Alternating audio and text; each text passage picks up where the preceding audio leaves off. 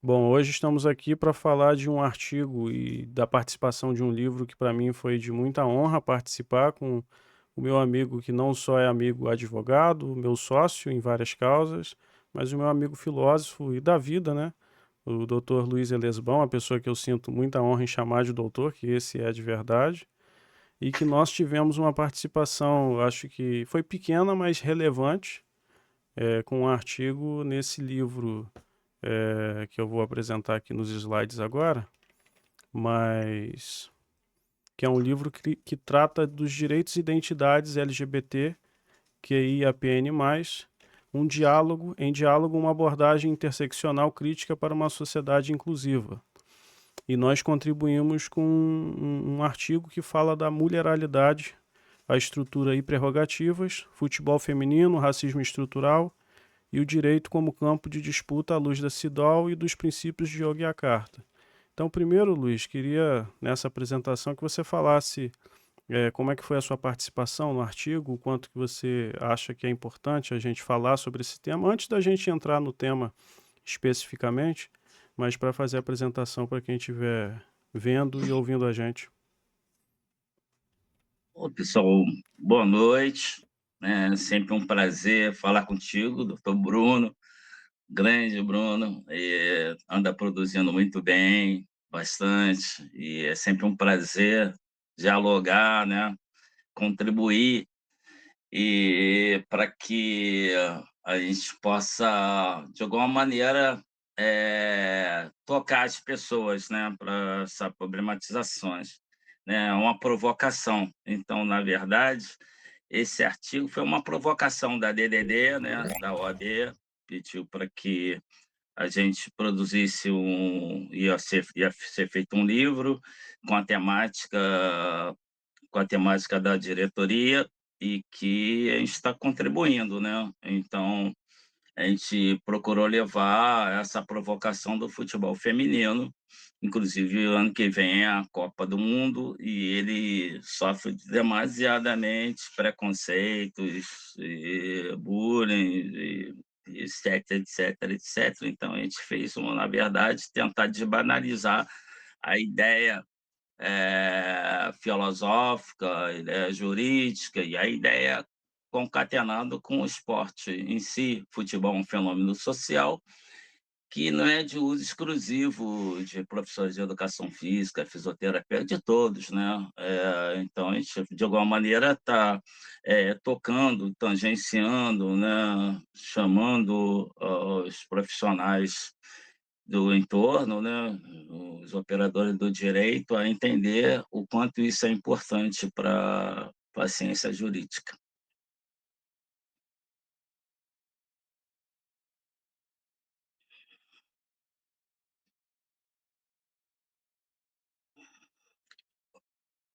Ok? Tá me ouvindo? Agora eu Ah, estou. perfeito.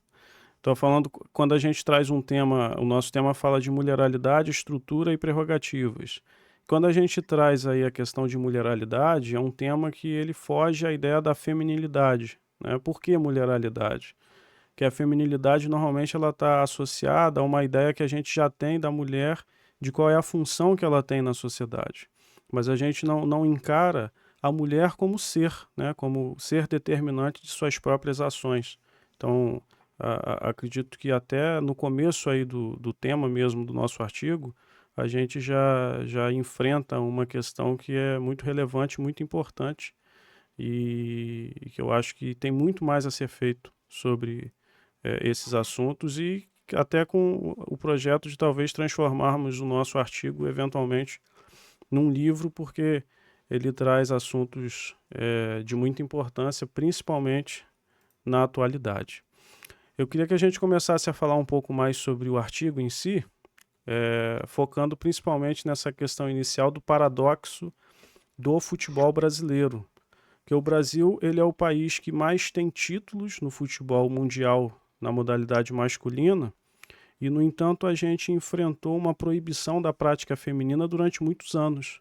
A gente teve um decreto assinado na época do Vargas, em 41, que proibia a atividade, né, o uso do esporte pelas mulheres, porque entendia-se que era contrária à própria fisicalidade delas, que prejudicaria o feminino, aquela idealização do feminino que se tinha na época.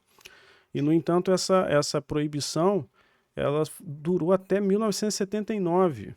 Então, quando nós falamos do futebol masculino, que já é centenário, perceba que o feminino, há pouco tempo, era proibido de ter essa realização, ou seja, é algo que o Estado ele tem muito controle do corpo feminino nesse sentido. O que que você pensa com relação a isso e o quanto que isso atrapalhou o uso até da própria educação física por parte das mulheres, já que a educação física ela é bem-estar, é uma forma de você estar integrado na sociedade. A questão é que é muito complexa, né, do próprio futebol. Eh, Quando o futebol veio para o Brasil, né, existe uma questão de estudos, né, e discordâncias e provocações, né, em relação à história do futebol. Tem a Universidade UFRJ tem um laboratório de história comparada e que discute a questão da década de 90, cheguei a participar, que discute a questão no departamento de história comparada, na faculdade de história, né, mas participa pessoal de filosofia, de ciências sociais, antropologia, e exatamente essa questão de estudar o futebol como um fenômeno, né. Antes o futebol é bretão, né, o futebol inglês, que é de uma elite, né, uma praticante elite, e como ele se fez, popular, no Brasil, né. Então, no início lá pelo sul, não como o pessoal entende, que veio com Charles Miller em São Paulo, veio pelo sul, a questão do Penharol, time de trabalhadores, e aí depois vem as pessoas já lá do Rio Grande já começaram a participar, a popularizar, né. E depois essa participação do negro, né, na questão existe um estudo do Mário Filho, Negro no Futebol Brasileiro, que vai falar de como foi essa inclusão do negro, na verdade, né. Então é um estudo muito plural, né, e também na UERJ existe um departamento de comunicação que estuda a invenção do país do futebol lá na UFRJ eh, com o professor Vitor, né, e lá na UERJ com o professor Elal, Ronaldo Jorge Elal, que também estuda a questão da invenção do país do futebol, de como ele se deu, é muito complexo, né, de que maneira isso se deu. A questão da mulher, essa complexidade é em dobro, né. Eu sou professor há 40 anos de educação física então como é que era a educação física, nos seus primórdios? A educação física na década de 80, você tem a educação física masculina e feminina, então homens não poderiam praticar esporte dito feminino e mulheres também não poderiam praticar esporte dito masculino. Então a GRD, ginástica rítmica esportiva, então homem não fazia isso. Então dança, para colocar dança 1, 2, 3 tinha que pedir autorização à faculdade. A Faculdade Gama Filho, que, foi a primeira a se tornar uma faculdade humanista, né, tipo a pedagogia do movimento humano, até porque a faculdade de educação física, ela vem de uma dissidência da medicina, então um bioteorético, então quer dizer, era ginástica calistênica e biomecânica, fisiologia e um viés da medicina em si. Então, a Gama Filho, depois outras universidades todas do Rio, mas, elas começaram a colocar a educação física como humanista, então veio outra ideia, outros esportes também como possibilidade, tipo a capoeira. A capoeira era uma coisa que sofreu extremo preconceito, as pessoas não entendiam o que era um esporte, não entendiam o que era uma luta. A capoeira é uma pluralidade imensa, uma atividade cultural maravilhosa, eminentemente brasileira, e que as pessoas tinham preconceito de praticar. Então, imagina. Então, só a própria capoeira teve esse preconceito imenso, imagina a mulher praticar futebol. Então era complexo. O que acontece, que tem um estudo de um pesquisador, um professor Paulo Giraldelli, que por sinal é filósofo também, e pedagogo, de as correntes filosóficas da educação física. Então, ela surge com esse viés higienista, passa a ser militarista, e depois entra essa educação física, a gente chama pedagogicista. É exatamente esse momento, educação física pedagogicista, onde que junta a higienista, com um objetivo profilático, e a militarista, a militarização do ser, e essa pedagogicista, essa do Getúlio Vargas, ela junta uma educação além de fazer algo profilático e fazer algo que a pessoa conseguisse, o cidadão obediente. Então, formar filas, cobrir, formando do maior para o menor, aquela depuração de raça, coisa higienismo, né, alemão, né? Então, a ginástica alemã, a ginástica sueca, a dinamarquesa, então se estudava isso. A educação física era assim. Então, foi tendo uma visão mais humanista da educação física como uma pedagogia do movimento humano. Então, o conceito de saúde também vai ampliando e vai possibilitando o conceito de as possibilidades do indivíduo plurais, são plurais. Então, começou a ter um viés diferente. Mas a própria educação física, o movimento da educação física era assim, né, era assim, determinista. Então, foi modificando aos poucos, paulatinamente, mas é é muito complexo essa questão, né, de entender a participação não só do homem, quanto não só da mulher, quanto do homem que pratica esporte. Porque há um tempo atrás, né, fazendo essa leitura, né, indo um pouco mais à frente, o esporte ele já foi entendido como uma atividade profana.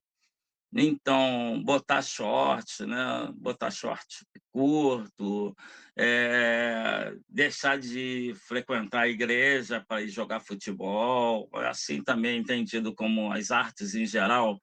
Imagina, a pessoa deixar de fazer estudar algo, engenharia para estudar música, então, quer dizer, estudar música, fazer educação física, fazer artes em geral, é entendido como algo meio profano, você não prepara o ser humano para ser músico, você não prepara para ser jogador, então tem que ser engenheiro, tem que ser advogado, alguma outra coisa assim, ciência, estudos da elite, então sofrer preconceito em si, né. Então isso foi modificando esse viés, passou de ser algo profano a ser sagrado, né. Imagina a Copa de 70, o Brasil campeão, camisa do Pelé, camisa sagrada, pessoal autografado, Sim. idolatria. Então, quer dizer, ficou entre o sagrado e o profano o esporte, principalmente, o futebol, que agrega muita gente, quebra de hierarquias, isso tudo, uma discussão muito grande que a gente leva isso para o estudo também. Ah, com certeza. Passando para uma questão que eu acho interessante que a gente abordou, Luiz, que aí seria um próximo slide aí de entendimento, que quais foram as bases teóricas de dominação? Porque para que a mulher seja dominada ao longo do tempo, eu acho interessante a gente começar a ver um viés de o que é que motivou essa dominação e como que essa dominação se perpetuou ao longo do tempo. Então, tem esses três pensadores que a gente traz no nosso artigo, que eu acho que eles são de um entendimento assim fundamental para essa análise. Primeiro, o Marx ele traz na ideologia alemã toda uma ideia da classe dominante, usando a forma de estrutura ali do o Estado como um instituto opressor. Então, é importante vermos que essa ideia da mulher estar alijada da prática do esporte, isso tem muito referência a um momento em que a mulher tinha que cuidar apenas da casa, em que o homem que estava ali na dominação do Estado e que continua numa sociedade patriarcal, ele cria mecanismos para fazer com que a mulher cuide apenas, do interior, do privado, e o homem que era dado às práticas públicas. Isso a gente vê também uma saída disso para a questão política, né, as mulheres na política, que praticamente não existiam.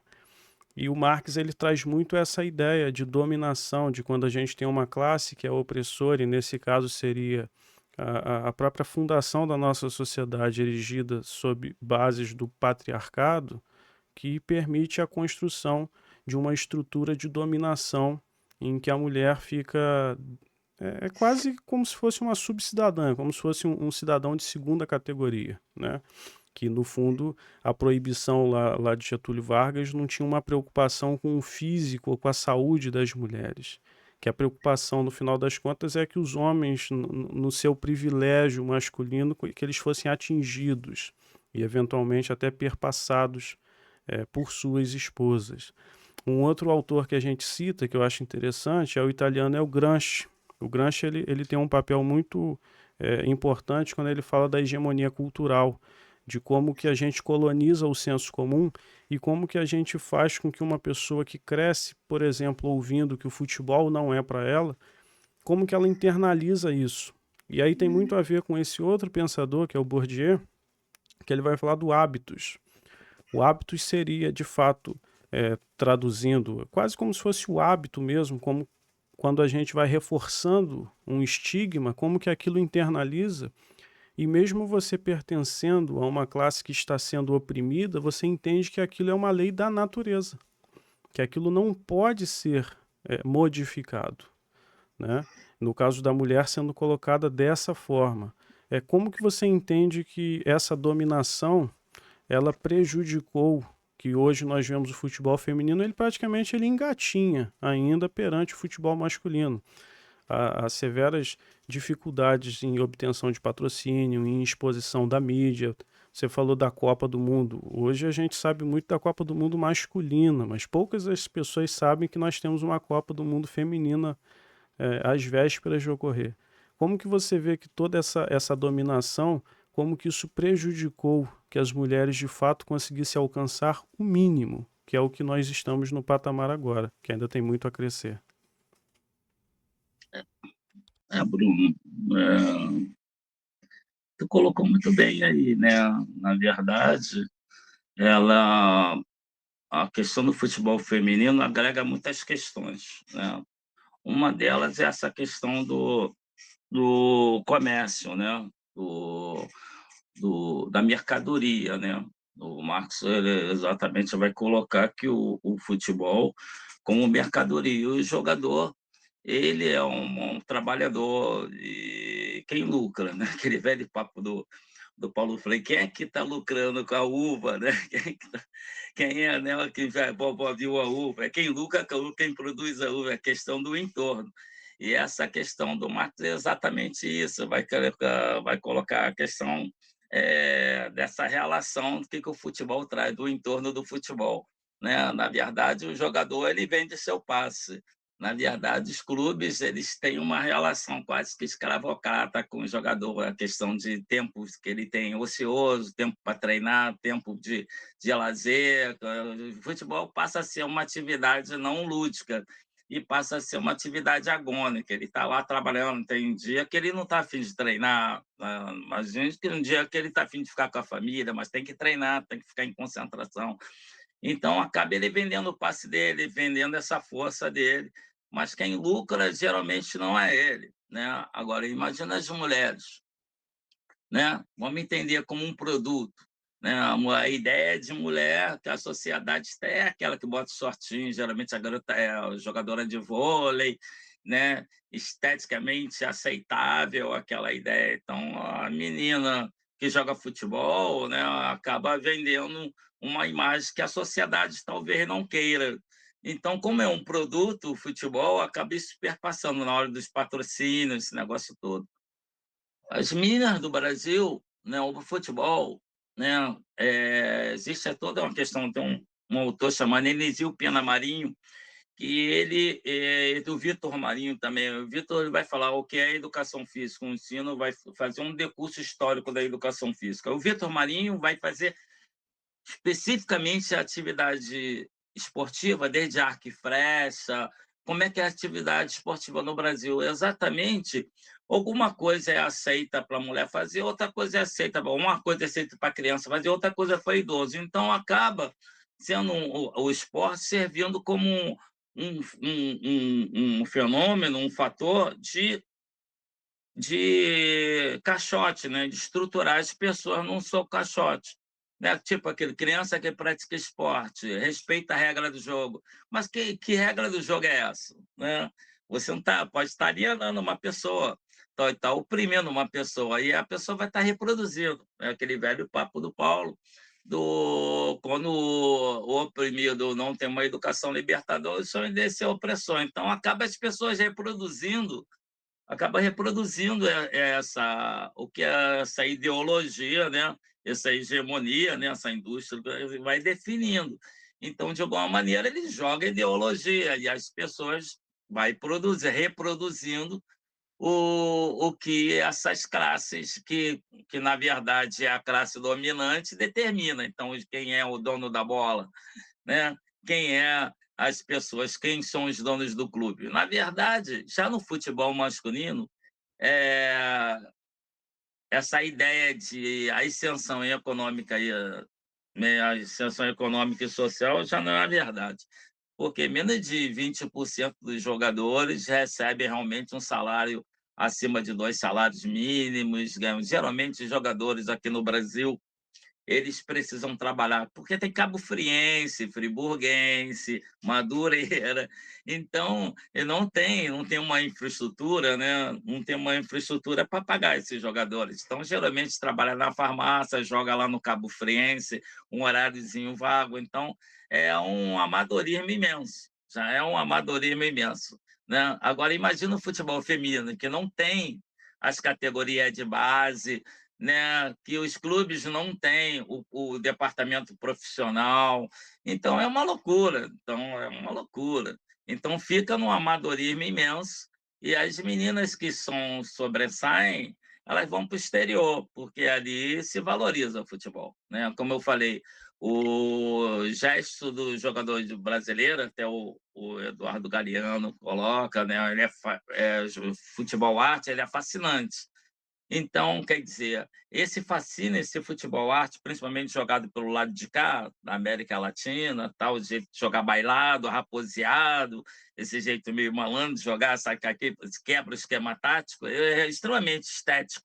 É uma técnica extremamente valorizada. E é o gesto da própria sociedade. Então, a nossa sociedade é capoeira, nossa sociedade, né, que o pessoal que joga também faz capoeira, então também samba, então esse jeito de jogar, ele é diferenciado, é uma técnica de se jogar, então não é tão fácil reproduzir um Ronaldinho, um Neymar, um Maradona, uma pessoa que joga diferente. Então, esse jeito ele é da própria cultura, entendeu? Então, as meninas que daqui também jogam capoeira, também jogam no campo de várzea, também jogam na ladeira, então acaba pegando especificidade es- bem legal para jogar futebol. Então, se joga no campo de várzea com um terreno acidentado e consegue dominar a bola, matar, cruzar, imagina quando pega um tapete para jogar. Então, o movimento fica extremamente fino, né? Extremamente valorizado. É um mercado. Então, é um mercado que vai é, aceitar e é um mercado aceitar e contratar uma jogadora, é um mercado que está um pouco estruturado. Então, quer dizer, a Marta está na Europa, vai para os Estados Unidos, né? A jogadora mais bem paga do mundo, foi várias vezes melhor jogadora do mundo, é a melhor jogadora de todos os tempos, né? Mas não tem mercado para ela no Brasil. E assim outras jogadoras, né? Então, é muito complicado essa questão da estrutura dos clubes, né? Em fomentar o futebol feminino. Deveria ter uma participação grande das leis, né? participação grande de Lei Pelé, ela não tangencia essa questão. Mas é exatamente o próprio a gestão, o governo, Secretaria de Esporte, o Ministério, exatamente fomentar isso. Agora está começando a acontecer por causa que a Copa está perto, né? Mas vamos ver, né, se isso vai conseguir, a gente vai conseguir aproveitar essa onda, né, e surfar, né, dropar na onda e aproveitar essa Copa do Mundo para exatamente valorizar o futebol feminino.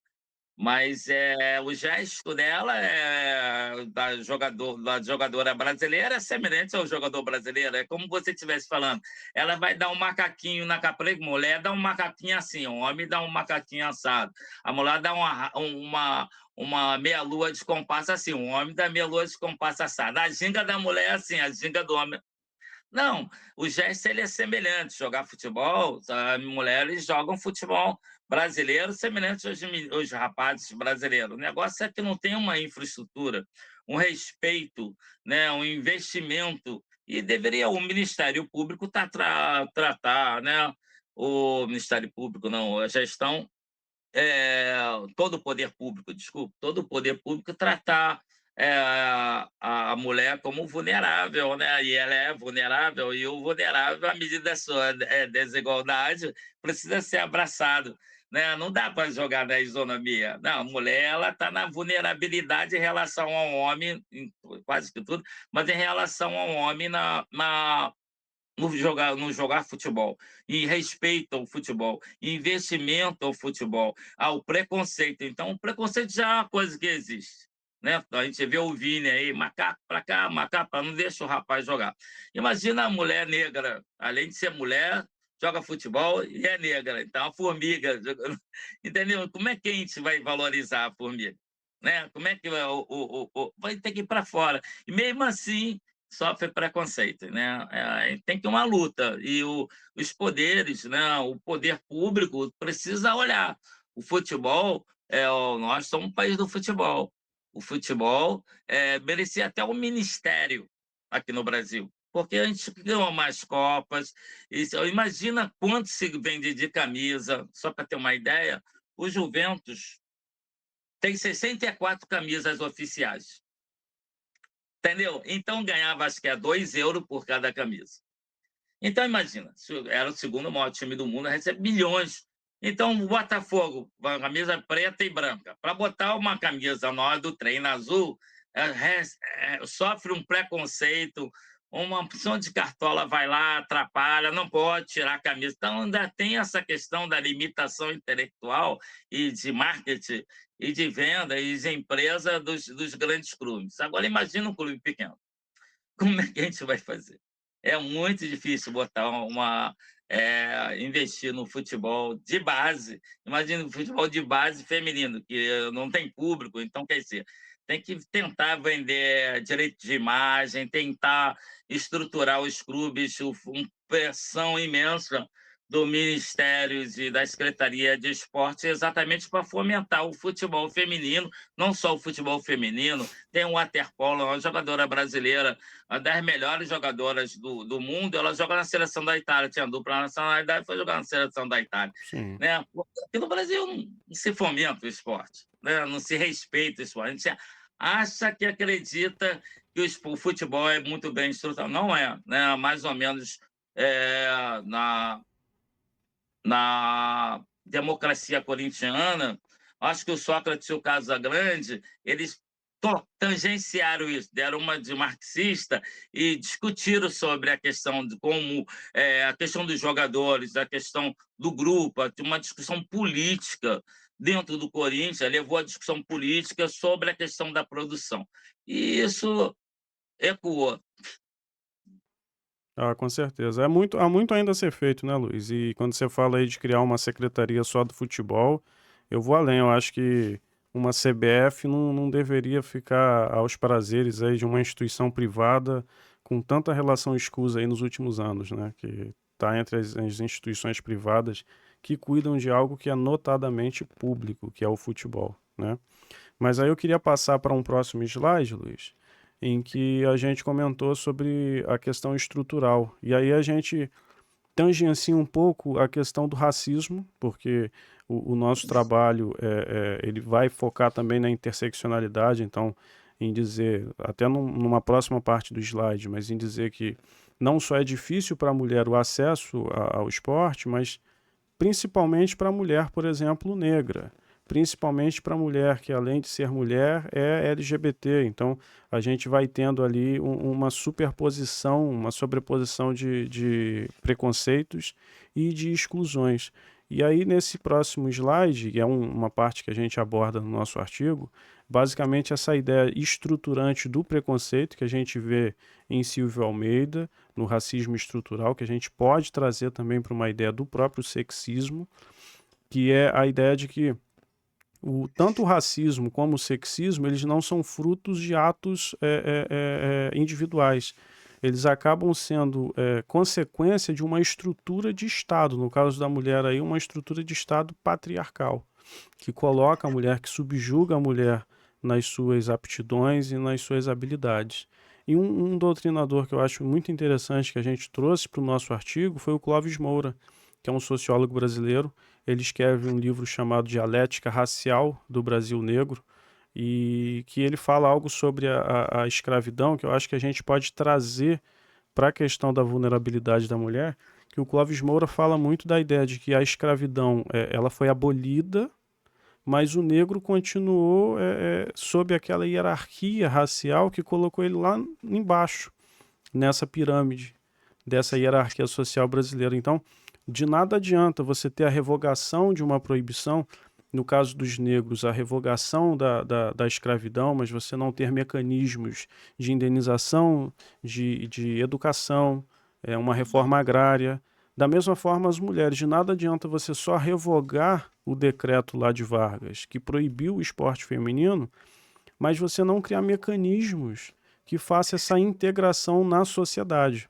Então, eu queria saber de você, antes da gente partir para a parte da interseccionalidade, o quão importante é da gente perceber que as dificuldades que as mulheres enfrentam, elas fazem parte de uma estrutura, mas que a gente precisa integrar. Como que a gente consegue fazer isso? É através de educação, com base nas criancinhas que a gente vai educando, e quem sabe nas próximas gerações a gente consegue passar e eliminar um pouco desse preconceito. Qual que você acha que é o caminho em cima dessa questão? É, o caminho é longo, mas assim, a gente porque tem muita gente ainda está acreditando, tem muita gente, né, acredita que no Brasil não tem preconceito. O Brasil tem preconceito, o mundo todo tem preconceito, o mundo todo tem bullying, o mundo todo tem racismo, né, na verdade, e quando isso é velado acaba sendo pior. Porque, de alguma maneira, o racismo e as pessoas, não, aqui no Brasil não existe isso aí é história, é coisa de sociólogo, filósofo, né, e psicólogo, né. Na verdade, há um racismo muito grande, um racismo estrutural, ele está presente em todas as camadas, né, está presente na escola, está presente no hospital, está presente no time no clube de futebol, em qualquer outro clube, o racismo está ali presente.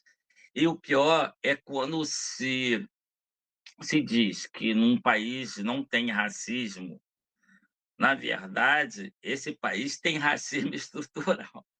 Na verdade, é pior ainda, né, não é pior, né, tá no pé de igualdade, racismo é racismo, não é aceitar milhões de uma data só, é maneira. O problema é que a gente precisa provocar, né, fazer uma provocação na escola, né, na escola do estado, escola do município, levantar a questão, né, do racismo.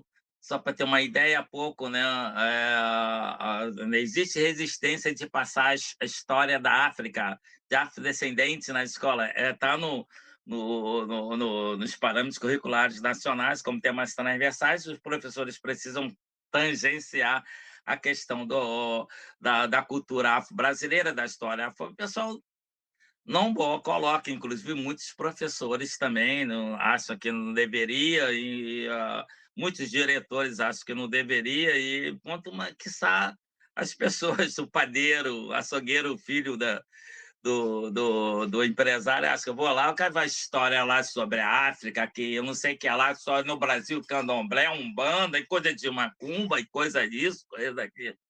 E fica uma coisa muito difícil, muito chata, porque a coisa é tão simples de entender, a questão não é simplista, né? Mas é simples entender. Se você está num clube, né? Num clube, aí tem um médico lá, tem um clube lá, tem dois caras vestidos de branco, né? Aí o cara chega lá no clube, fala lá com o médico. O cara tem dois vestidos de branco, um negro e um branco. Quem é o médico, quem é o enfermeiro? Né? O cara vai chegar, vai direto no cara branco, né? Para falar com o médico lá do clube. E se o médico for negro, o cara fala, mas ele é médico, ele que é o médico, ele que é o médico já é racismo estrutural. Entendeu a situação? Então, a escola está cheia de. Não só na escola, na sociedade. Então, as pessoas estranham quando você vê um juiz negro, quando você vê um prof. Cara fez doutorado, eu fiz doutorado. Às vezes, cara, você fez doutorado? Ai, fez doutorado de. É negro. Né? Se fosse um cara branco, olhos azuis, a pessoa. Mas tão racismo, tão para quem é negro, está acostumado desde criança, isso está presente na vida de todos nós, né? É um policial que ele chega direto no negro, se a pessoa não consegue escrever, tem algum problema, porque ele é negro, não consegue pensar, é um problema que dá, entendeu? Então, tem sempre a pessoa tem dislexia, então tem distúrbio de atenção, porque não, porque ele é burro, quem é burro é o negro. Então, vivemos numa sociedade assim, que determina as coisas, né? Que determina o papel do branco, o papel do negro, o papel da mulher, o papel disso, o papel. Nós vimos já atualmente no direito, né, a família, né, o poder é familiar, mas o pessoal ainda entende que o poder é patriarcal, né? Outro dia estava não sei quem político falando aí que assim não, político, né, né, a nível de lá de Brasília, falando assim, a mulher do político falando, não, eu sou submissa mesmo, porque o dever do meu marido é me proteger. Eu sou mulher, eu preciso ser protegida pelo meu marido. Então, e é assim, entendeu? Ó, mulher tem que usar rosa, homem usar azul, entendeu? Então, imagina, se tem uma sociedade assim, né? Então é aquele negócio do oprimido e do opressor, né? E quer dizer, o sonho dele é ser isso. Então o Fano também fala assim sobre a questão, né? Do cara ter que a ideia de querer ser de querer ter que se colocar numa posição do outro, e esse outro já é branco, entendeu? Então, é um problema que a gente passa. Então, porque exatamente a sociedade reproduz o racismo. Isso está presente, entendeu? Então, não é comum. Então, precisa que os poderes, né, um poder público, olhe para a questão da importância da vulnerabilidade da mulher, das cotas, a importância da cota, de botar negro, abrir cota, possibilitar o negro fazer a mulher, também a cota de mulher, e como política, cota de negro, para poder ter acesso, cota para fazer faculdade de medicina. A faculdade de medicina é os olhos da cara, né? 10 mil, 20 mil, imagina. A pessoa estuda dos melhores cursinhos, mora no Leblon, Ipanema, o pai é empresário, estuda lá na Santa Inácio, Santo Agostinho, Teresiano, estuda, paga já uma fortuna na escola, pegava a vaga lá do menino lá da UERJ, da FRJ, não tinha acesso. Eu lembro que eu sou negro, dei sorte de ter passado para a UERJ, para a FRJ. Eu lembro que em década de 90, lá, o pessoal na UERJ brigava no primeiro período. Era uma briga imensa para botar o carro, né? Todo mundo ganhava carro dos pais, todo mundo ganhava o carro dos pais. Então, a briga pela garagem, todo mundo ganhava, passou para o vestibular, ganhou uma vaga. Então, a sociedade sempre fez isso. Então, era comum o cara chegar lá, vai ver uma negra, uma que a mulher também foi para a universidade há pouco tempo, né? Então, imagina, na época das nossas mães, né? O pessoal, nossos avós, pô, jamais botaria o pé na faculdade. 1 milhão, mulher que fazia uma faculdade de engenharia, a mulher fazendo faculdade de engenharia, a mulher fizesse alguma coisa fora de licenciatura, o pessoal já estranhava. Pô, a mulher é médica, a mulher é engenheira. Então, quer dizer, você vive uma sociedade extremamente racista, né? Extremamente que não possibilita o acesso. Então, isso acaba as pessoas reproduzindo. Então, máximas racistas, tipo, pô, no dia eu estava falando com um rapaz no bar, aí ele está falando, então, não, nego, não tem, o cara é negro, e falou, não tem técnico negro. Eu tenho, sim. Eu falei, citei o nome do técnico lá, que era gaúcho. Eu falei, é negro. Não, não é negro, não. Ele tem um cabelo bom. Então, sabe o que eu quero entender? Porque o cabelo. Então, assim, negro de cabelo bom, bom de cabelo negro, branco de cabelo, não sei, cara de alma branca, branca de. Tem um amigo que é sociólogo, é professor de educação física, professor da Faculdade Federal do Rio de Janeiro, já ele é um amigo, ele fez educação física na UERJ e fez sociologia na UFRJ. A pesquisa de doutorado dele é sobre isso, né? Sobre as variações do negro. Aí o cara tinha umas 50 variações. O cara é café com leite mais leite, café com leite mais café, o cara é negro de cabelo bom, o cara é branquinho de cabelo ruim, cabelo não sei que lá, pichainho, cara não sei que lá, o cara é baixinho, mas é baixinho, não sei que lá, nordestino. Então, as pessoas não aceitam, né, a ideia de serem negros, negro, tudo bem, pardo, negro, né, branco é negro, né? No dia o Chico Buarque estava falando isso, que ela é branca, eu sou branca, a mulher berrando que era branca, a mulher nem branca era, o Chico falou para ela, não, calma, não sei o que é, peraí, aqui todos nós somos mestiços, né? Temos essa miscigenação, a mulher não acreditou. E uma vez eu estava dando aula de arte na escola e pedi para que os alunos fizessem fiz uma base estrutural corpórea, assim, de croquis, de desenho, e pedi para as pessoas se desenharem. Aí você tinha umas meninas negras que estavam se desenhando com um cabelo diferente, né? Não conseguem se enxergar, né? Ou então querem se enxergar de uma maneira diferente, né? É uma coisa impressionante, né? Como nega a sua própria cultura, nega a sua ancestralidade, nega a sua tudo, que traz a ideia de negro. Acho que quem falou isso também foi o Lima Barreto, né? Sobre essa questão, né? Ter que ir para a faculdade, né? Ter que puxar o cabelo para cá, botar pó de arroz na cara e imagina. Então, o futebol brasileiro, imagina essa questão da história do futebol, né? De negro participando, né? Então, a gente tem que aplaudir o Vasco. Não, com certeza. E nessa questão é interessante, você fala como é que o racismo é tão estruturante, né, que eu costumo dizer Isso. que em muitos casos, a pessoa negra que não é tão escura a pele, porque a gente tem uma questão do negro, a questão genótipa e fenótipa, que são características, e se a pessoa não tiver características que são consideradas muitas, de uma pessoa negra, se ela ascende socialmente, ela passa a ser vista pela sociedade como uma pessoa branca. Então você vê que o racismo ele é tão estruturante que ele faz com que uma pessoa quase que mude de etnia a depender do- da classe social que ela ocupa. Nós não encaramos a nossa ancestralidade, o que de fato moldou o Brasil. Porque a gente vê muitas pessoas tendo aquela noção de até orgulho, falar, meu ancestral é europeu, é francês, é espanhol, mas poucos de nós conhecemos quais foram os ancestrais africanos que formaram o Brasil, né, que fundaram o Brasil. É o apagamento de uma cultura. E nesse ponto, Luiz, eu acho que guarda muita relação com o próximo slide, que a gente vai falar da interseccionalidade. E quando a gente fala da interseccionalidade no esporte, a gente está falando basicamente da Kimberlé Crenshaw, que é uma jurista norte-americana. Ela escreve um artigo, esse artigo ele é de 91, que ela fala mapeando as origens, as margens. E nesse artigo que ela vai debater essa ideia como se o preconceito ele fosse uma rodovia.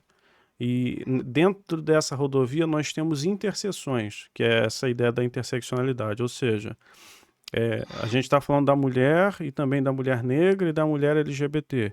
A mulher, ela já tem uma rodovia do preconceito. E a mulher negra, ela tem como se fosse uma interseção, é a rodovia do preconceito que cruza com a rodovia da questão racial. Não só o preconceito de gênero, mas o racial. A que é LGBT vai ter uma rodovia acima passando. E ela traz muito essa ideia que eu acho interessante, de vermos que na questão da opressão e da vulnerabilidade, nós precisamos agir com mais cuidado quanto mais for a vulnerabilidade da pessoa.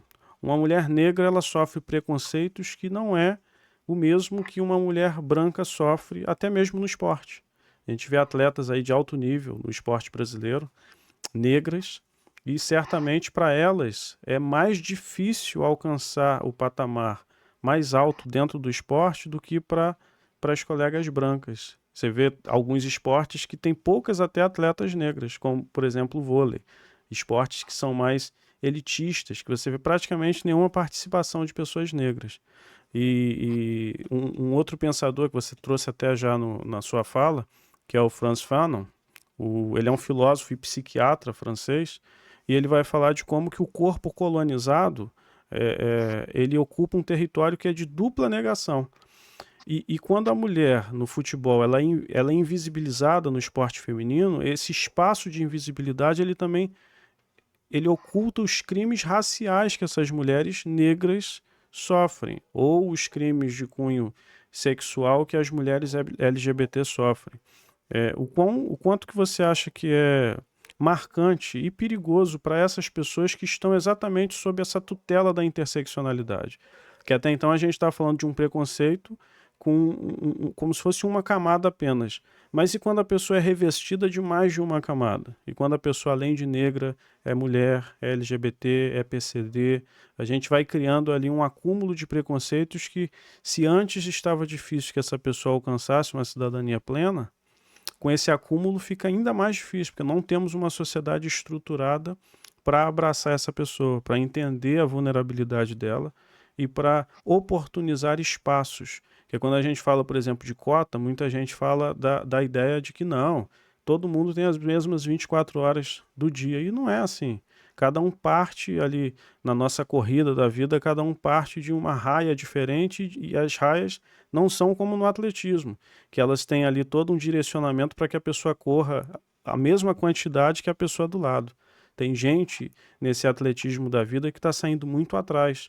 Tem gente que está correndo com barreiras, enquanto tem gente que tem o caminho ali, a raia tranquilinha. Como que você vê essa questão da interseccionalidade e a dificuldade que a gente tem de oportunizar, principalmente para essas pessoas, um aspecto de cidadania que seja pleno e perfeito do que a gente entende como uma sociedade justa e igualitária? Cara, assim, se você me permitir, eu queria voltar um pouquinho atrás para depois voltar, passar por aí.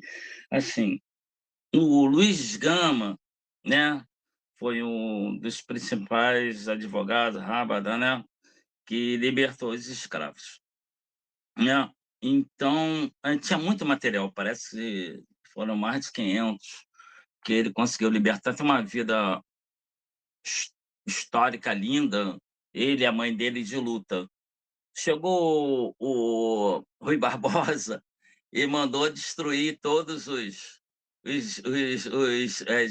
registros que se tinha sobre o Luiz Gama, tá, dos escravos que ele libertou. Aí depois foi falar: "Olha só, para a gente liberar a vergonha que o Brasil", mas arrebentou com a história, né. Então, de alguma maneira, a gente está sempre querendo esconder o sol com a peneira, e como isso era importante para a gente discutir a questão do racismo estrutural, discutir liberdade, discutir empoderamento do negro, essa questão toda. Então fica aqui só isso pontuado o quanto isso é difícil. Você pega um Rui Barbosa, que é idolatrado pelo direito, acabou com a história do Brasil, arrebentou com tudo e acha que está fazendo uma coisa boa. Vou esconder isso, vamos ver lá, vamos botar 100 anos, botar 100 anos, esconder isso. O governo militar arrebentou, então vamos esconder. Tem essa mania de querer esconder o sol com a peneira. Mas essa questão da intersexualidade, a questão é assim, junta plurais potencialidades, plurais agressões, né? Então, imagina, gay, né? Mulher, negra, jogadora de futebol. Mas imagina, é muito na cabeça dessas pessoas, né? Porque sofre múltiplos preconceitos. E aí, de alguma maneira, precisa sobreviver. Mas como é que vai sobreviver com tantas forças negativas, tantas forças convergentes para que aquela pessoa não consiga erigir, entendeu? Então fica muito difícil, é muito difícil, né? Como o Fanão falou mesmo, e como a Lima também falou, essa questão toda é tentar esconder, né, as suas potencialidades, né? Então acaba destruindo exatamente a personalidade da pessoa. A pessoa é negra, a pessoa é gay, a pessoa joga futebol, joga vôlei, joga o que ela quiser. O problema todo que destrói na educação física é esse bioteoréticos. Eles querem danado. Aí falar assim, ó, a negra não vai poder nadar porque ela tem, a negra, o músculo é glicolítico, o músculo é mais pesado, o osso é mais pesado, ela não vai conseguir flutuabilidade, então não vai poder jogar. Mulher negra jogar, uma mulher, então isso aí aqui, o centro de gravidade é mais para cima, ela não vai poder, não sei o que, não vai conseguir fazer a pianada, não vai conseguir subir. A mulher jogando futebol, ela é baixinha, ela é isso, é goleira, está sempre com esse bioteoréticos, né? Até no campo da biomecânica, na fisiologia, isso é uma coisa que destrói o futebol. Porque o que exatamente está em jogo, né? O Romário é baixinho, pô, teve a maior impulsão de todos os tempos no cabeceio dele, né? Maior impulso, mesmo sendo baixinho. Então, quer dizer, precisa ter acesso. Então, você vai nos clubes, né? Difícil o acesso do negro nos clubes, né? Você quer ver se no Flamengo quantos negros são sócios. No Fluminense, quantos negros são sócios? Bota mulher e homem. Não, imagina a mulher que não tem o próprio trabalho, desvaloriza a mulher. Então, entre a mulher e o homem ganha mais do que a mulher. Se é branco ou preto, o branco ganha mais do que o preto. Entendeu a situação? Então, imagina, para frequentar um clube, né? Fluminense é uma mulher negra para conseguir pagar a mensalidade do Fluminense, do Flamengo, do Botafogo, de um clube não tem acesso. Já começar, já culturalmente, já não tem acesso. E aí ainda assume algumas posições que é contrária à sociedade, então é desvalorizada, né? A própria sociedade. É preconceito pesado, preconceito em cima, bullying, inclusive sofre bullying desde criancinha, né? O cabelo tá assim, aí o pessoal puxa o cabelo para um lado, puxa o cabelo, chama cabelo ruim, chama a própria professora, o cabelo dela é ruim, o cabelo aqui dela é bom, ou então tenta botar um creme. Então, a própria base cultural já é muito ruim, né? Um país que não se investe em cultura, ele não tem liberdade. Então, o Brasil, agora saiu um índice, não sei onde foi, que o Brasil, de 38 países, né, na área de educação que foi investido, o Brasil é o 37º, é o penúltimo em educação. Agora, tu imagina essa educação na base, né? Não se tem, né, um aluno que vai discutir essa questão na escola e acha com estranheza. Então, você tem os professores que vão ter resistência. Esse artigo que a gente escreveu, eu passei lá na escola. Então, foi uma resistência imensa numa escola do Estado, num CIEP, em Cabo Frio. Imagina, para passar isso num CIEP em Cabo Frio, foi uma loucura. A diretora, ela é uma boa diretora. Porra, mas Eliasbão, você vai fazer isso? Eu vou fazer, eu vou falar, pode deixar com uma linguagem adequada. Uma coisa é você falar com uma turma aprendendo a aprender, alunos com alguns problemas, né? Que a gente tem que respeitar todas as potencialidades. As escolas não têm um só, a escola não tem psicólogo, não tem psicopedagogo, não tem assistente social, não tem nada. Então, quando o professor vai tentar colocar uma temática dessa, o aluno já está completamente com aquela cabeça desenhada pela, todo respeito, mas pela religião. Aqui o pastor lá falou. Então, se você vai pegar o negro, algumas religiões entendem que o negro está mais próximo do diabo do que de Deus. Então, a cor do negro é uma coisa escura, é coisa do diabo. Então, menininho já puxa o cabelo assim, já está botando creminho, entendeu? Então, fica difícil, porque a própria sociedade entende que o negro, né, não merece esse respeito todo, né? O negro não vai ter acesso, então tem que ser subordinado, né? Então você tem uma própria o coletivo categórico pensa dessa maneira, então você tem que lutar contra o coletivo categórico, fazer resistência. Eu tenho muita gente, muitos professores que eu conheço, foi falar, olha, agora o Oeste está para você, entendeu? Porque tá sabendo, tá me chamando de negro, entendeu? Alguma coisa assim, sou negro, né? Quer dizer, agora quer dizer, tá do jeito que você falou, entendeu? Dos acessos, então quer dizer, porque tem negro lá que vai vender sanduíche, tem negro lá que vai vender uma camiseta, uma pulseirinha, exatamente para poder sobreviver. Então a sociedade, a UESP se tornou uma faculdade diferente.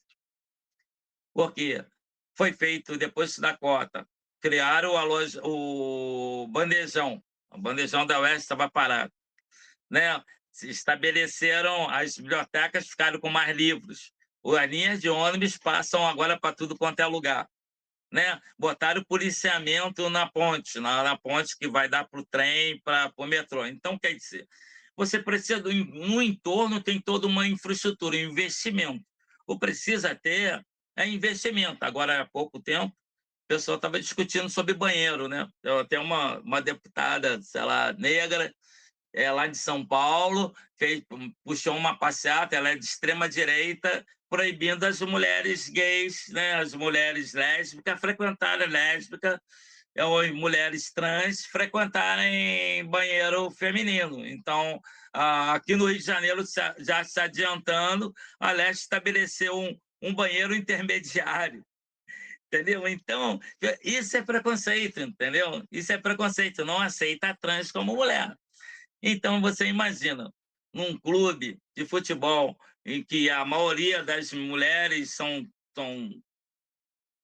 negras e são gays, então, já de cara, não tem uma infraestrutura para isso, né? Uma infraestrutura que eu falo, uma cabeça para isso. Então, os gestores já colocam ali, deixa isso aí entre ela lá, não vai fomentar, entendeu? Então precisa, na verdade, investimento. O Brasil precisa de investimento, a educação precisa de investimento, não é gasto, investimento, entendeu? Em saúde pública, em educação, em segurança. A pessoa tem que botar isso na cabeça, tem que investir. O que acontece é que essas mulheres que são trans, imagina o preconceito. As mulheres negras, imagina o preconceito. As mulheres que jogam futebol negra, a trans não tem nem ainda acesso. Ainda tem que ser discutida a questão. Enquanto que o vôlei já se adiantou, discutiu a questão, já tem mulheres e tal, e a federação discute como é que vai ser, nível de potência muscular, velocidade de força, vai ficar tantos aqui, pode botar tantas, nesse que tantos aqui, porque a questão na hora do saco, vai ser, mas pelo menos discute a questão, leva a questão para o debate. É melhor do que omitir, né? Ver lá.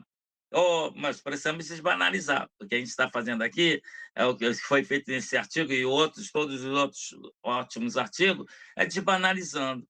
É levando um livro, olha só que livro aqui, ele fala sobre gays, lésbica, trans, acessos, segurança, e juízes e juízas, acesso, como é que faz? Tá? Então, pelo menos a gente está discutindo a questão, está desbanalizando. E cabe não só a Faculdade de Direito, não só a seara de Direito, mas a seara filosófica, sociológica, psicológica, a faculdade de pedagogia, a faculdade, seja ela qual for, discutir a questão. É um tema transversal, então precisa ser tocado. Você vê hoje em dia na escola, eu sou professor há bastante tempo, no dia eu estava discutindo a questão da saúde e está falando sobre a questão da tabela ciclo menstrual. Aí a diretora me chamou, o que é isso? O que é isso? Você falando isso para oitava série, tabela? Não, mas é tema transversal, sexualidade, camisinha, diafragma, 28 dias, mais 4, 5 para cá, 5 para cá, até o período fértil. Pelo amor de Deus, ele é bom. Não fala isso. Não pode você falar sobre essas coisas. Aí eu chamei a diretora, aí eu perguntei aos alunos, aqui, levanta aí, quem conhece alguém, alguma amiguinha, algum parente que teve neném? Uns 5, 6 levantaram. Garotas com 13 anos grávidas, 15 anos grávidas, isso o pessoal quer ver lá, né? Não quer discutir sexualidade na escola. Aí você tem crianças, pré-adolescentes, adolescentes grávidos. Você pega mulheres que o cara não deixa ir ao médico, ginecologista, para não ver a vagina, né? Para não tocar na vagina da filha, tocar a vagina da mulher. O cara não vai para proctologista, urologista, para ele não tomar o toque. Então, prefere morrer de câncer. Você tem uma sociedade extremamente machista, doente, que não vai a médico. Acha que médico, o direito fez isso. Discutiu sobre de que maneira o ginecologista tinha que fazer exames com a mulher. Aí eu entrei em conta, quem tem que discutir isso? É o direito, mas é o Conselho de Medicina. Tá? Ética é para todas as profissões. Deontologia está ali para isso. Então, não é o direito chegar para explicar ao médico de que maneira deve ser dado o toque. Então, nós estamos muito atrasados. Você vai na Itália, as crianças têm aula de sexualidade pela base. Você pega um garoto lá com 12 anos, sabe o período o ciclo menstrual, o seu período fértil. A gente vai numa escola, a gente pergunta ao aluno, diz que a lua, o sol é uma estrela, a pessoa não sabe. A gente tem general terraplanista. Imagina quando ele for jogar uma bomba, não vai fazer a curva do seno cosseno, aquela porra vai pro espaço. Então não dá, entendeu? Então não dá para ter... A escola é uma coisa séria, então você tem que discutir saúde, não é higienista, não, militarista, aquela coisa, mas debater provocação, essa questão do gay, né? Somos todos irmãos, estamos todo mundo aqui no mesmo barco, é um barco aqui, está no barco da sociedade aqui, a opção da amoral, né? Imoral, eles estão discutindo, imoral é amoral. A sexualidade é de cada um. Quer ser América, é problema dele. Quer ser Vasco, é problema dele. Melhor ser Flamengo, sacanagem. Não, mas quer dizer, cada um escolhe seu time. Entendeu? Cada um escolhe a sua sexualidade. Ok? Então as pessoas pensam que é uma coisa imoral, coisa que é amoral. Acho que esse é um papel dos professores de filosofia, e se Deus quiser, o pessoal de direito começa a dar aula sobre cidadania também, acho que é super importante, tangenciar essa questão. A gente precisa, o professor de sociologia, passar a Constituição da República. Tem gente que não sabe o que é uma intervenção, nunca leu o artigo 6, o que é os direitos sociais, o que é o direito à educação, o direito de saúde, o direito ao amparo, a previdencial, e o artigo 5º, direitos individuais e coletivos. O pessoal precisa rever a Constituição da República. De uma maneira simples, não simplista, uma maneira simples, discutir a questão, desbanalizar a questão. A Constituição não é tão complicada, ela precisa das pessoas terem acesso. Então, você vê muitos operadores do direito cometendo essa agressividade, essa violência, né? Eu estava vendo na própria seara do direito, não, nós operadores, tem pessoa defendendo, não, a mulher é a mulher, ela tem direitos de não ter trans no banheiro dela, que ela tem direito à sua integridade, mas a trans é mulher, ela é mulher, com todos os direitos, entendeu? Só que fica difícil para um advogado. Imagina para o padeiro, entendeu? Não, isso com certeza, Luiz. Eu acho que falta muita educação, que através da educação é que a gente acaba rompendo esses estigmas e é através disso que a gente conhece a cultura do outro, a ideia do outro. Você perceba que ao longo de toda a antiguidade, as sociedades que mais prosperaram eram aquelas que tinham contato com portos, com outras civilizações que faziam comércio com elas e que permitiam que elas tivessem contato com outro tipo de linguagem, com outra filosofia, com outro jeito de pensar. Que nisso nos oportuniza a ideia de eu repensar os meus próprios fundamentos e ou salientar muitos deles ou rever muitos deles, né? Vida é movimento e o estudo permite com que a gente sempre cresça. E aí partindo para essa última parte associada aí ao nosso artigo, que a gente fala de duas partes ali na ONU. Primeiro é uma convenção e a outra são princípios que foram de fundamental importância. A CIDOL, que ela ocorre em 79, e é curioso, é a data em que é suspensa a proibição da participação da mulher no esporte, daquele decreto lá do Vargas. Você perceba que nessa data, enquanto aqui no Brasil a gente proibia a mulher de praticar esporte, a ONU debatia uma convenção que eliminava todas as formas de discriminação contra as mulheres, que é o nome dessa convenção, só que esse nome está em inglês. E o artigo 10 dessa convenção, ele traz uma questão muito interessante, que ele assegura expressamente o direito da mulher de participar ativamente nos esportes em igualdade de condições que o homem, ou seja, ela tem o direito de participar do esporte igual o homem participa. Essa convenção ela foi internalizada pelo Brasil em 84 e é importante a gente perceber que se a gente descumpre a participação da mulher, e a gente só recentemente está debatendo a mulher, por exemplo, os times terem que ter partes, né, que os clubes precisam ter times femininos para continuar participando da Libertadores. Essa foi uma determinação dessa década agora.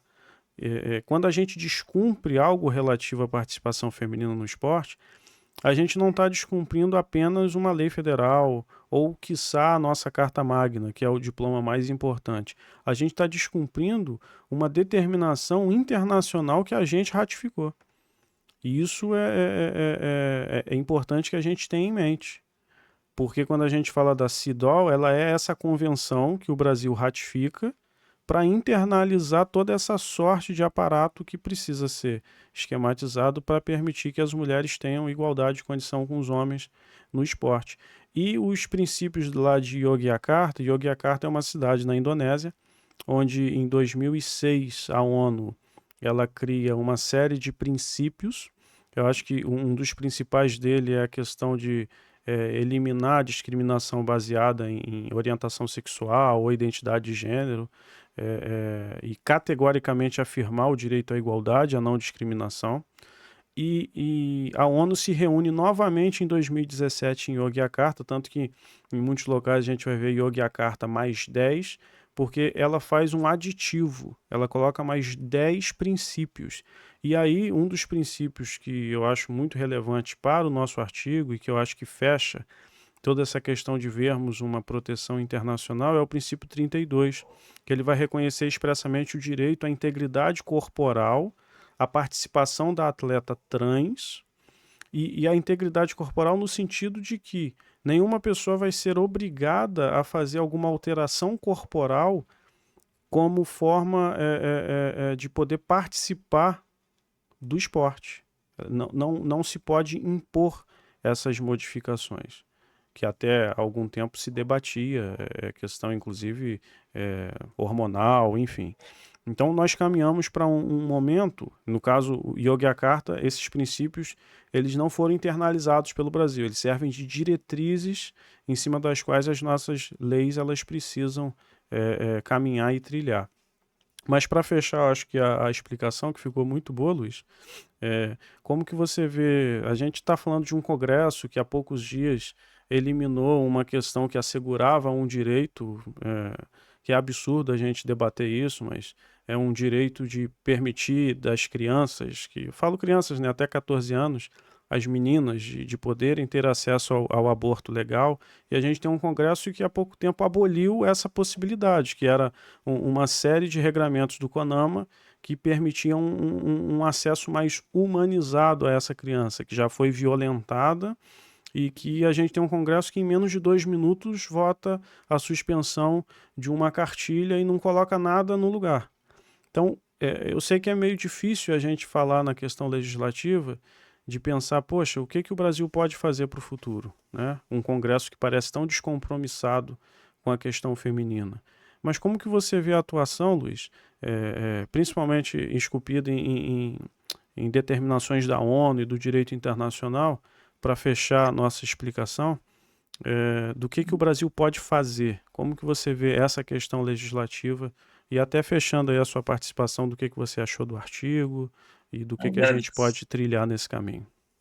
Agradeço. Ô, Bruno, simplificando as coisas, quando eu iniciei o meu mestrado, antes de fazer o mestrado, fiz uma pós de administração esportiva. Eu conversei com o Turbino sobre essas coisas. Turbino foi reitor da Gama Filho, um dos maiores intelectuais do Brasil, falecido. Aí ele, irmão, você precisa, eu estava questionando a FIFA no campo da jurisdição. Aí ele falava, olha, tem que fazer o mestrado. Aí eu fui fazer o mestrado na UERJ, eu falei isso com o meu professor Eduardo Viana, que é o caixa d'água. Aí ele, pô, cara, olha só, você tem que voltar a fazer a faculdade de Direito. Ele mandou voltar à faculdade de Direito para lutar no campo da jurisdição, porque eu já questionava essas coisas da FIFA. Tipo assim, vamos valorizar o futebol, o seu jeito de jogar do Brasil, tirar a camisa, levantar, baixar um meião, jogar, é o jeito do brasileiro jogar. Então, é uma técnica do brasileiro jogar. Então, a técnica do europeu jogar é a camisa para dentro do short, meião para cá, não sei o que lá, coisa assim, a meio alemão, estrutural, aquela coisa assim. E o brasileiro tem um jeito mais raposeado, então precisava entender que isso é uma técnica de se jogar. E a FIFA, nós tínhamos que lutar no campo da jurisdição para permitir com que o jogador tirava a camisa para dentro do short, baixava o meião, apesar de botar em risco, apesar disso, mas ele jogar do jeito dele, né? É uma técnica. Então, na verdade, isso aqui converso sobre essas minhas provocações, que há muito tempo. Lutar no campo da jurisdição, né? Aqui na década de 70, 80, a questão da participação da mulher já deu uma trava na ideia de que isso aqui é um esporte para mulher, isso aqui é um esporte para homem. Então, a mulher pode jogar waterpolo agora. Até hoje, o homem não conseguiu lutar, aceitar a FINA, Federação de Natação Internacional, de fazer nado sincronizado para homem. Né? Eu mesmo, com um amigo, fiz um curso da FINA de árbitro. Eu falei, mas por que não?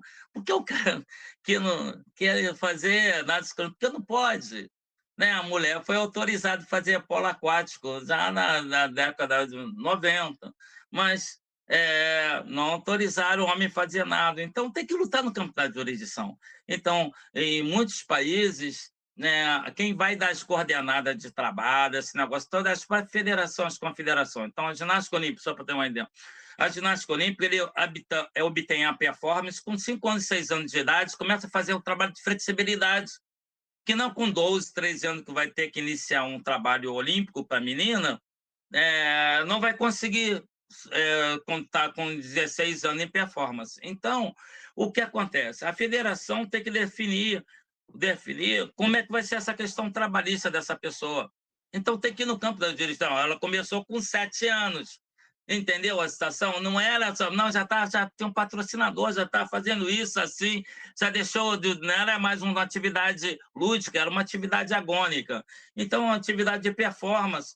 Então, a pessoa tem que entender no campo da jurisdição, e por isso começa nas pré-federações, no direito esportivo, que a gente tanto luta, né, para que o direito esportivo seja abraçado pela Faculdade de Direito, né, para se debater sobre essas questões. No campo da jurisdição, aí você vê as federações aqui, a FIFA, que determina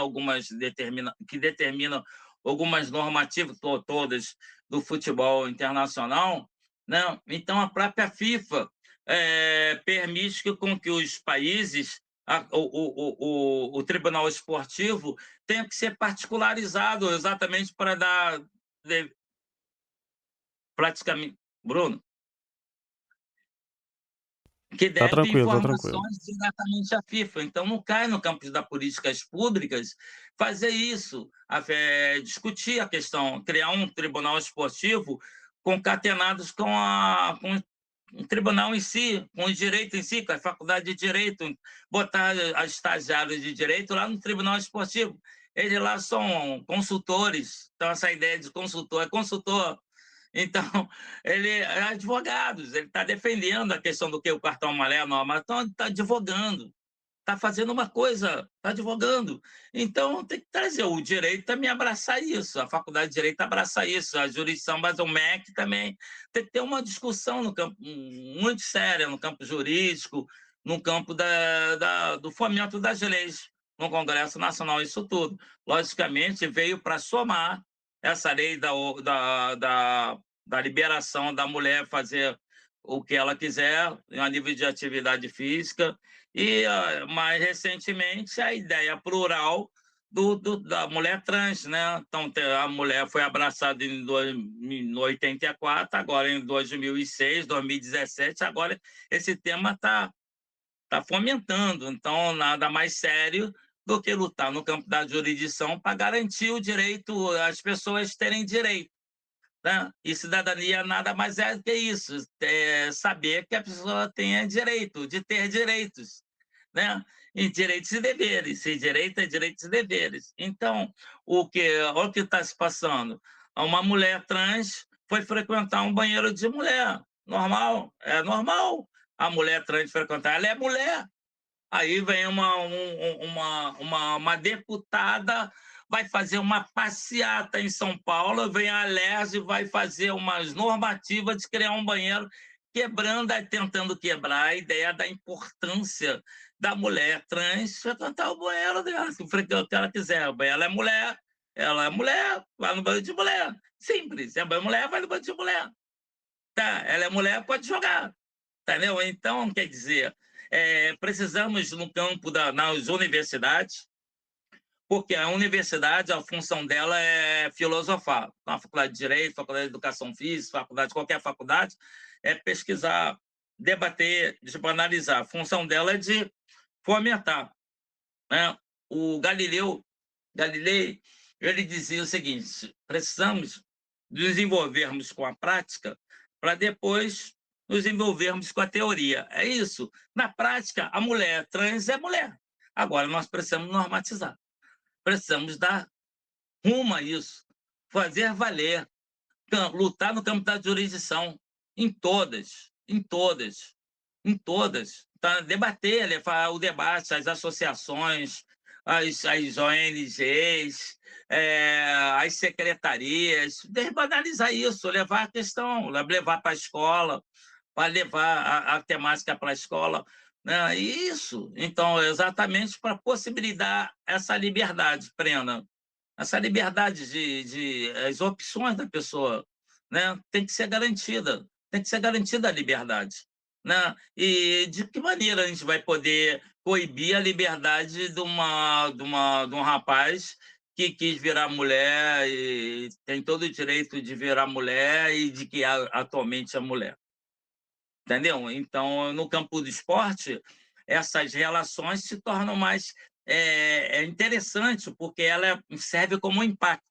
Por ser um fenômeno social, o esporte, então, nada mais sério do que você ver participar essas mulheres trans, mulheres como resistentes a isso tudo. A sociedade quase que nazista, né?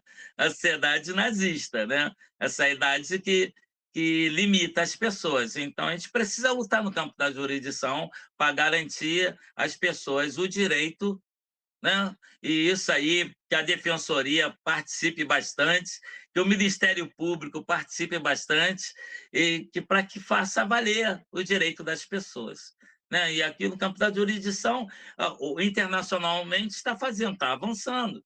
Avançando, as leis é assim mesmo. Então, as leis vão avançando. Então, no campo da jurisdição, olha, isso aqui, a tendência jurídica é essa. Aí tem um congresso, uma conferência, vai debatendo. Para isso que serve congresso, conferência, por isso que o Brasil é signatário das relações de direitos humanos, essa participação aí o Brasil participa, manda representantes, traz essa normativa para o Brasil, está tudo na legalidade, está tudo no direito constitucional. Está lá. Tá. Então, algumas resistências que se tem, é uma resistência até infantil, né? Que, na verdade, às vezes, é por má fé, né? Má fé, né? É uma resistência criminosa, né? É uma resistência criminosa. A pessoa sabe que a pessoa tem direito a pegar um grupo de, olha, vamos lutar contra, porque não é lutar contra. A pessoa tem a mulher frequentar, uma mulher trans frequentar o banheiro, né? Chegar lá no clube, a mulher frequenta um banheiro de mulher, não pode, porque criar uma normativa, uma falácia de, isso aí não pode porque o Supremo normatizou que não garantiu a mulher trans e ao banheiro. Isso é falácia, isso é fake news, mentiras.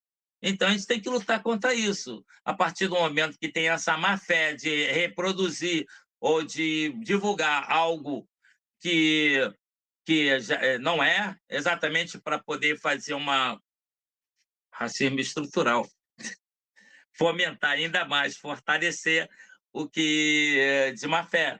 Então, aí a pessoa tem que se responsabilizar pelo que diz, porque essa velha história atualmente, na atual, né, o pessoal está com essa mania de age de uma maneira com má fé, age com uma maneira criminosa, fala, isso é a minha opinião. Fez uma opção de divulgação nas vias de acesso, né? Da internet, né? E informação falsa, negativa, produziu fake news. Tá, isso é minha opinião. É muito complicado, né? Então a gente tem que lutar. Os bons, né? O silêncio dos bons que é complicado. Ah, com Então, certeza. não tem que se omitir, não. Tem que mostrar a cara e pessoal que defende direitos humanos, defende a sociedade, é humanista, e temos que lutar em todos os campos, não só da jurisdição, como na sociedade, no cotidiano, a gente ser um pai que esclarecedor, ser um irmão esclarecedor, ser um vizinho esclarecedor, ser um professor esclarecedor, né? Multiplicador das boas ideias, multiplicador do que realmente deve ser. Então, temos esse papel de multiplicar isso, multiplicar as boas ideias, de multiplicar o avanço. Um avanço, isso é avanço, isso é avanço. Então, qual é o problema de chegar para um aluno, seja de 10 anos, seja de um EJA, um aluno senhor, e falar, o doutor está falando com o senhor, aqui, não, o senhor não é bem assim. Não, né, não é viado, não, é trans, tem direito. Imagina. Aí ele, porque ele é da diretoria de viado. Porra, não, diretoria da vulnerabilidade, da diversidade, você não está entendendo. Você não entendeu o que é vulnerabilidade, vou te explicar. Tá? Então, tem que ter a paciência, porque, imagina, uma pessoa passou a vida toda com esse ensino de uma maneira que excluía as possibilidades das pessoas terem liberdade, né? Passou sabe, esse viés patriarcal, viés nazista, determinista, isso. Você vai chegar para uma pessoa com 80 anos, tem que saber de que maneira você pode dizer isso, como você vai... Porque você chega para uma senhora negra com 90 anos, que passou a vida toda sendo empregada doméstica e o patrão mandava esticar o cabelo, então esconder o cabelo para não cair, né? Na comida, não sei o que, para esconder isso, botar aquela roupinha de pessoa branca, aquele jeito assim, não poderia botar. É meio complicado, porque você já botou 90 anos, a pessoa cheia de preconceito na cabeça, ela não sabe discernir. Só para terminar, na própria no próprio curso de prerrogativas que a gente teve há pouco, esse ano, a gente fomentou lá o debate da vestimenta. A pessoa tem uma vestimenta étnica, né? Não quer botar o terno e gravata desse grego, quer botar aquela roupa de respeito numa audiência, uma roupa dela afrodescendência, uma roupa étnica. Olha só, teve gente que andou recusando. até relatos que tem gente que, olha, o juiz não botar gravata, pode sair, não botar gravata, terno e gravata, pode sair, porque eu não vou atender o advogado assim, não é advogado. Entendeu? Então a gente tem que lutar no campo. Primeiro tem que fazer uma normativa nas prerrogativas, né? Primeiro vai ali, depois isso já é lei da própria OAB, ó, tá ali nas prerrogativas, tem o direito está garantido ali, e depois vai na prática também. Agora foi um caminho inverso, agora vai na prática, entendeu? Então a gente tem que reforçar essas coisas, porque a tendência é a sociedade abraçar coisas que se produz, né? Principalmente os gênios éticos, a galera aqui que está produzindo, está mandando, e nós temos que ser multiplicador das boas coisas, boas ideias, do respeito à sociedade, principalmente, meu Deus do céu, direitos humanos. Sim, As pessoas cada vez mais afastadas. A pessoa entende o conceito de direitos humanos atualmente como algo negativo, né? É extremamente positivo, é extremamente necessário para todas as camadas. É direitos humanos para tudo. Uma sociedade sem direitos humanos, o direito evoluiu até chegar aos direitos humanos. Todas as gerações de direito chegar aos direitos humanos, com aí a pessoa certeza. vai botar uma mentalidade escravocrata. É reducionismo. No dia estava um senhor falando aqui que o governo fomentou um dia a mais de lazer, um dia a mais de não trabalho. A pessoa prejudicou, porque aí agora como é que vai ser? Vai ganhar menos? Não, vai ganhar menos. Vai ganhar igual. Então vou aproveitar, vou vender isso. Já está embutido aquela mentalidade escravocrata, tem que trabalhar até exaustivamente, né? E, tipo, preso tem que trabalhar para comer, essas coisas que estão na Constituição da República é simples, está lá, de maneira simples, trabalho escravo não existe, análogo à escravidão, né? Não existe isso no mundo todo, não, acho que no mundo todo não existe mais isso, né? E aí as pessoas, não, trabalhador, porque nos Estados Unidos não é assim. Comida, todo mundo vai imaginando, vai botar uma pessoa presa, não vai dar comida para ela, vai obrigar ela a trabalhar, botar bola de ferro no pé. Tem pessoa que, nossa senhora, eu vejo pessoa que é estudada, a pessoa que tem o superior falando essas coisas, isso nos entristece, né? Então, esses princípios internacionais, eles servem exatamente para dar as normativas, dar as coordenadas, nortear o que a gente precisa aqui no campo da justiça, na particularidade aqui no nosso país, no nosso ordenamento, e nessa direção e particularizar ainda mais, para facilitar. Então, quer dizer, uma coisa é as normas gerais e os direitos internacionais não. Aí precisamos colocar no nosso caso. Dar um exemplo, a discriminação contra a mulher já está lá, que não se pode fazer, tem que respeitar as mulheres. Aqui a gente tem o nosso desenho da Maria da Penha, porque tem muito feminicídio, tem muita gente que o marido que dá porrada bate na esposa, acha que lava a alma com sangue, e bate na filha, e bate na viagem. Então, a Maria da Penha vai evoluindo. Então, no nosso caso, é assim. Então, direitos humanos serve para isso, para a gente exatamente particularizar. Lá na Arábia já é outro desenho, o negócio do véu. Então, cada um vai fazer as suas particularidades nos direitos humanos, as suas normativas. Mas o norte já está dado, tá, de preconceito contra a mulher, não pode. Ela tem direito de participar das atividades. Olha só, a mulher trans, ela também tem direito ao acesso como uma mulher. Acabou. Já determinou, já está a norma, o direito está andando nessa direção. A gente aqui, na nossa particularidade, se aqui agora é banheiro, então tem que ir em cima do banheiro. Ó. A mulher vai poder usar o banheiro. Mulher trans, como mulher normal, e é mulher normal, ela é trans, só uma opção dela, e pronto. Então, precisamos multiplicar as boas ideias. Penso assim. Ah, com certeza. É preciso sempre resistir e lutar, né, Luiz? Porque contra muitas coisas que são historicamente deturpadas e feitas desse jeito estrutural, totalmente em violação a direitos individuais, a gente precisa lutar e resistir. É uma luta contínua.